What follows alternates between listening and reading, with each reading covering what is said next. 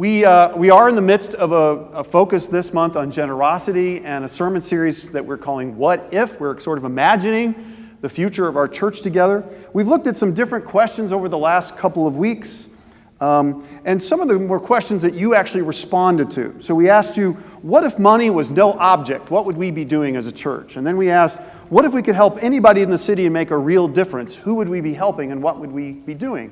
And we collected those answers from you, and the leadership of the church has started looking at them. If you're interested in seeing what everybody else has been writing in the bulletin about those questions, out on the visitor information table, there's copies of all the responses that we've received so far, and we will be sharing those with you and with all the leadership of the church. In addition to those questions, we've been looking at bigger questions like, what if we were a church that moved from no to yes, that we said yes more often? And what if we were a church that moved from me to we? We put even more focus on community. And today, our question is, what if we moved from ordinary to extraordinary? And our scripture text today comes from the prophet Isaiah chapter 54. I'll be sharing 4 verses with you. Sing, O barren one who did not bear, burst into song and shout, you have not been in labor. For the children of the desolate woman will be more than the children of her that is married, says the Lord. Enlarge the site of your tent, and let the curtains of your habitations be stretched out. Do not hold back. Lengthen your cords and strengthen your stakes, for you will spread out to the right and to the left, and your descendants will possess the nations and will settle the desolate towns. Do not fear, for you will not be ashamed. Do not be discouraged, for you will not suffer disgrace. So what do you think it feels like to move from ordinary to extraordinary? I must have been about 9 years old, and it was in the middle of the summer, as I remember it. And it was one of those really hot summer days when it was too hot to be outside playing. So I was doing what I probably most of the time was doing in summer when you couldn't be outside. I was on my bed in my bedroom reading comic books. And I grew up in a house that had no air conditioning. So in the summer, all the windows were wide open to sort of let a breeze in. And I'm sure I had a little fan there that was blowing air on me, trying to pretend like it was actually cooling me down. But that's how you spent lazy summer afternoons when I was a boy. It was just a very ordinary day. And then, because all those windows were open, and because you could hear the birds singing and the wind through the trees, I also heard another sound that I had not heard before. At least I didn't recognize what it was. And it was kind of off in the distance. The sound was kind of like this.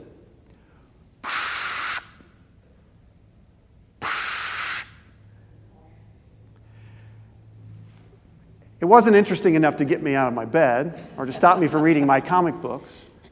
But it also didn't stop. And after a while, it kept going, and I could tell it was getting closer and closer and louder, this strange sound.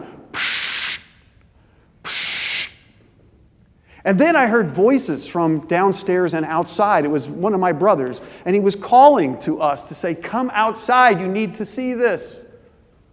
And I probably thought for a minute, I'm more comfortable here by the fan, reading my comic books. But eventually I got up, I went downstairs, I went out on the front porch. My other members of my family were out there now too. They were all gathered out on the front lawn, and they were all looking up in the sky. That sound was still going. Some of you probably have already figured out what it is. A huge hot air balloon was hovering in the sky over our house. Now, I'd seen hot air balloons like way up in the sky, just a little dot against the clouds, but this one was so close you almost thought you could reach up and touch it. And there was this big, bright jet of flame that would shoot up into the balloon, putting hot air into it.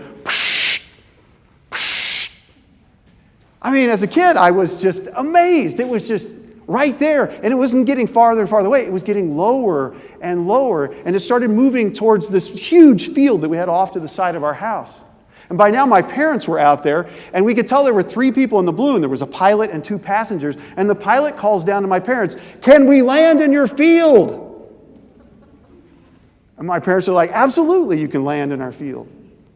And the balloon starts making its way over that way, and it's getting lower. And by now, the neighbors have noticed that. How do you not notice that a huge hot air balloon is coming down in the neighborhood? And so they've all started walking down the gravel road, down the hill to our house. And people are starting to gather, and the balloon's getting lower and lower, and it's looming larger and larger. And then the basket hits with a thud, a safe landing.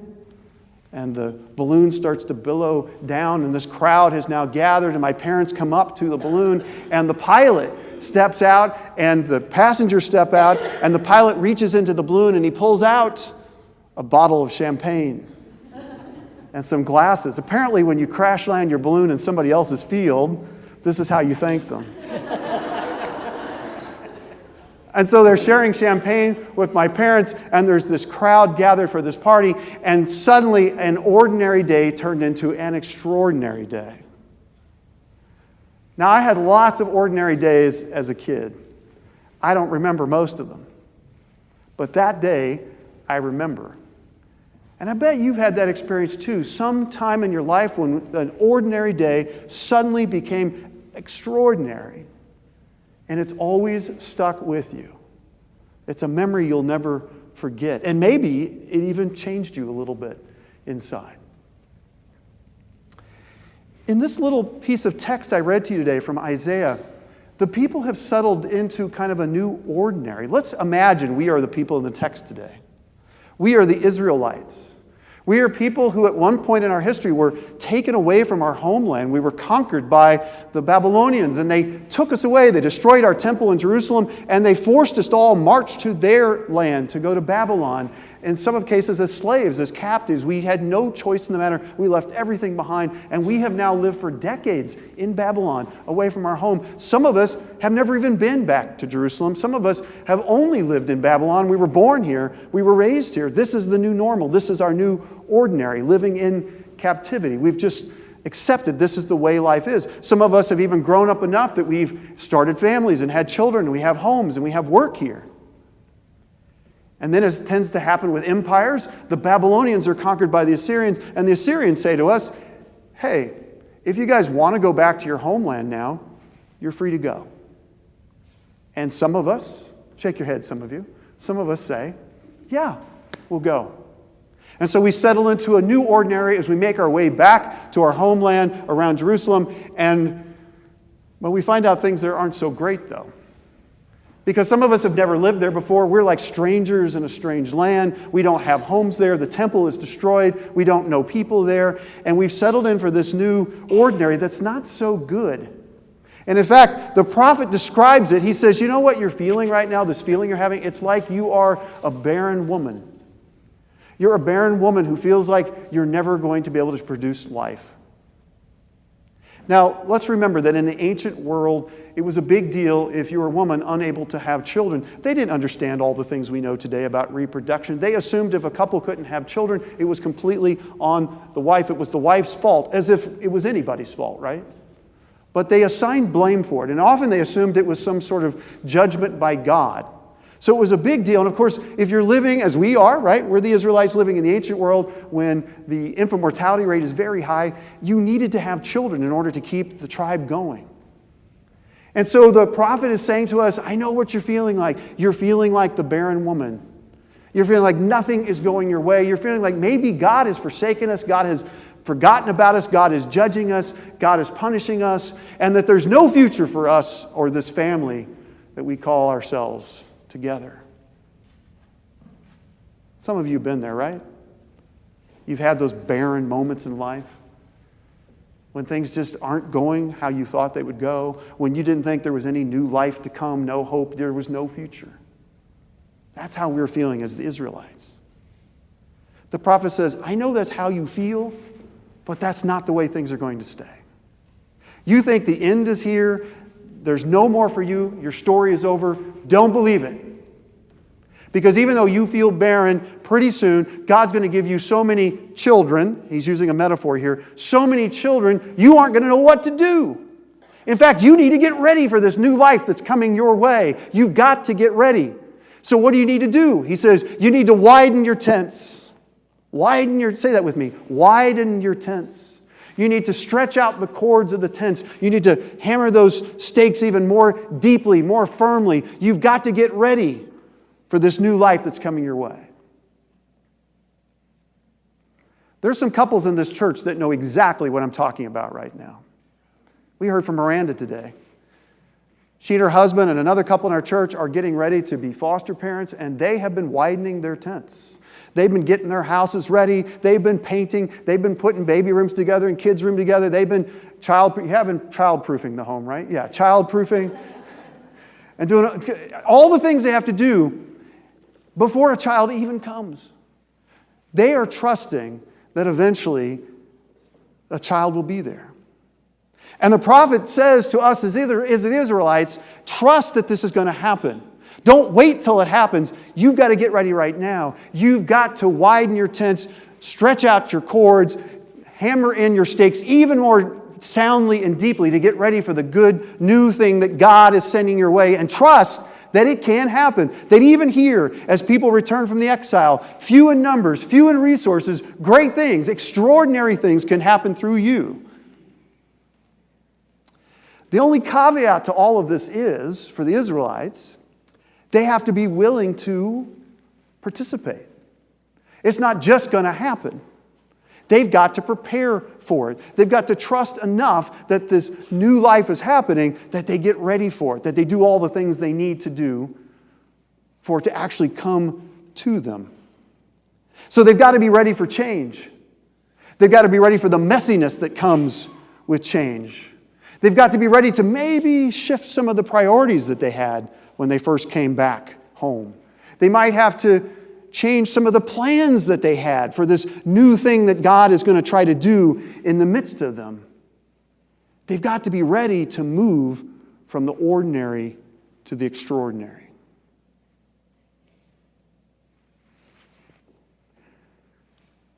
What do you think it would feel like? Just think about yourself right now. In your own faith life and in the way you understand the walk you have with Jesus, your understanding of God, who you're called to be as a person, what would it feel like for you to live out this symbolic idea of widening your tents and lengthening your cords and hammering your stakes even more deeply than you already have? What would that feel like? What would it be like? What would you personally be doing if you lived out that idea? What would God's love be doing in your particular life if you were widening your tent, lengthening your cords, hammering in more deeply the stakes? And are you ready for change, if that's what it would take? A shift in priorities, a little messiness in your life, if that's what it would take for God's love to move you from your current ordinary to some new extraordinary. Because the truth of all this is, you've got to be ready for that change. It's not going to be forced upon you. I can't think of any story in the Bible where Jesus came to people and tried to drag them on the way with him, right?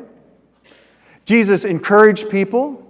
He invited people, but it was always a choice they had to make. Will I let go of my new ordinary to follow Jesus on the way of justice, peace, and love? And every time they do, transformation happens in that person's life. So the question always, if we're willing to move from our current ordinary to some new extraordinary, is, are you ready for a little transformation? Because the only way to do that is to change a little bit along the way. What about us as a church? What would it look like for us as a church to widen our tents? We already have a pretty big tent here. What would it look like for us to widen our tents, lengthen our cords, put our stakes in more deeply than we already have? You know, the thing about this church, this building that we're in right now, it is one of the biggest costs we have every year in our budget. It takes a lot of money to just keep this building going, to have it comfortable when people come in, to keep the lights on and the doors ready for all the groups that come in here. Some of you know we're getting ready to do a major project on the front of this building because we have a 100-year-old set of steps out there that aren't going to last too much longer. And part of widening our tents is deciding, what do we do with that? But this building is also one of our greatest assets for ministry. Just about 3 years ago, we had a little visioning process here with all the church leadership to talk about where are we moving as a church. And one of the biggest visions that come out of that was that a lot of people said, we would love for this church to become a community center for St. Joseph. At the time, the building wasn't being used that much. There were a few groups meeting here or there, but it was mostly us on Sunday morning. That's how the church was being used. But in the last several years, we have fulfilled that vision. This church is busy constantly. I can't even keep track of all the groups that use this building. There are 2 other churches that use this building. There are groups in here every night of the week. All day long, there are people coming and going. We have opened wide the doors of this church. We have widened the tent. We have stretched the cords. We have deepened the stakes and said to the community, if you're doing something that's life-affirming, that's compassionate and loving for others in the community, come on in and let this be your tent too. So that has almost in a way become our new ordinary. A few years ago, that idea was extraordinary. Could we do it? Could we let a bunch of people come and take over our building and we don't even know what they're doing? We give them keys and say, we know you're doing good stuff. We trust you. Just go do it. That's now our new ordinary. So what do you think our new extraordinary could be? Each Sunday, I've had a question in the bulletin for you. And if you might want to take out your bulletin right now, it's in a little box there on the tear-off portion of your bulletin, because that's the part of the bulletin we ask you to drop into the offering later in the service so we can collect the answers to the question. And today my question is really specific to you as we think about this idea of moving from ordinary to extraordinary. I want you to think specifically about this building that we have here. And here's your question today. What if we did one really bold, extraordinary move with our building to share God's love and justice and peace? What would it be, and who would it help? Now, you might underline the word extraordinary. I'm not talking about getting better toilet paper in the bathrooms. And I'm not talking about getting more crayons for the kids area.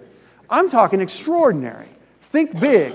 And if you're visiting today, write an answer down. You probably have some idea we've never considered. And if you only are here once in a while, go ahead and give us an answer. If you've been here forever, you might have to really stretch your mind to get past the ordinary of what we already do. What would be something really just out of sight, out of what we would normally think about this building? What would we be doing with this building? A bold move that would share God's love and justice and peace, either for those who come in or for the people out in our community. I would like you to take a few minutes to prayerfully think about that, jot your answer down, steal somebody else's good idea. If you see what they're writing down, you want it to be mentioned twice. Just sit and meditate about that. We'll have some quiet time, and then I will close us in prayer.